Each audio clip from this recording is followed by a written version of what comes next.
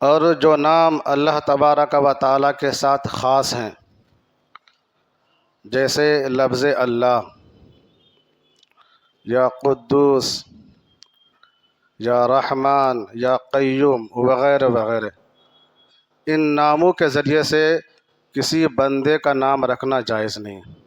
یعنی کسی انسان کا نام اللہ رکھنا یا رحمان رکھنا، قدوس رکھنا، قیوم رکھنا، یہ سخت ناجائز اور گناہ کا کام ہے۔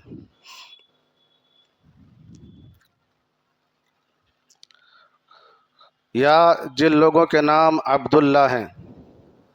ان کو صرف اللہ کہہ کر پکارنا، عبد ہٹا دینا اور صرف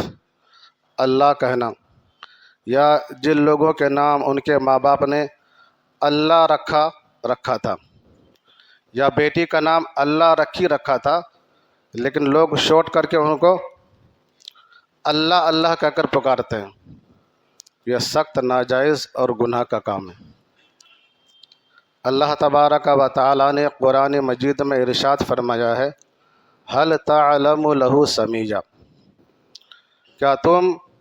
اللہ تبارک و تعالیٰ کے نام کا کوئی دوسرا جانتے ہو؟ یعنی اللہ تبارک و تعالیٰ کے نام کا کوئی بھی دوسرا نہیں ہے، یعنی جس طرح اللہ کا نام اللہ ہے، اللہ کے علاوہ کسی کا نام بھی اللہ نہیں۔ اس آیت کریمہ کی تفسیر میں، تفسیر خزائن العرفان میں لکھا ہے کہ اللہ تبارک و تعالیٰ کی وحدانیت اتنی ظاہر ہے کہ مشرکین نے بھی اپنے معبودان باطل کا نام اللہ نہیں رکھا۔ لیکن تعجب کی بات ہے کہ کئی ماؤں کے نام یا کئی بہنوں کے نام ان کے ماں باپ نے اللہ رکھا تھا،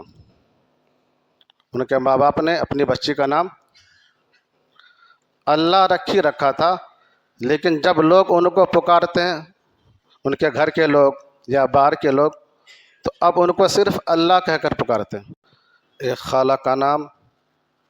لوگوں نے اللہ پکارا، ان کو کہا کہ اے اللہ، بلکہ ہم نے سنا رے اللہ، تو میں نے تعجب سے پوچھا کہ کیا ان کا نام ان کے گھر والوں نے اللہ رکھا ہے؟ تو کہا کہ نہیں، ان کا نام اللہ نہیں،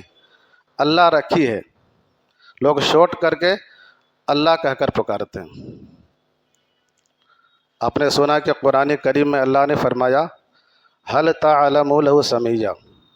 کیا تم نے اللہ کے نام کا کسی دوسرے کو جانا ہے؟ نہیں۔ اور مشرکین نے بھی اپنے معبودان باطل کا نام اللہ نہیں رکھا، لیکن ہمارے مسلمان بھائی، ان کی جہالت اور ان کی اللہ تبارک و تعالیٰ کے ناموں سے عدم دلچسپی کا حال یہ ہے کہ کسی کو اللہ کہہ کر پکارتے ہیں اور ان کو تعجب نہیں ہوتا،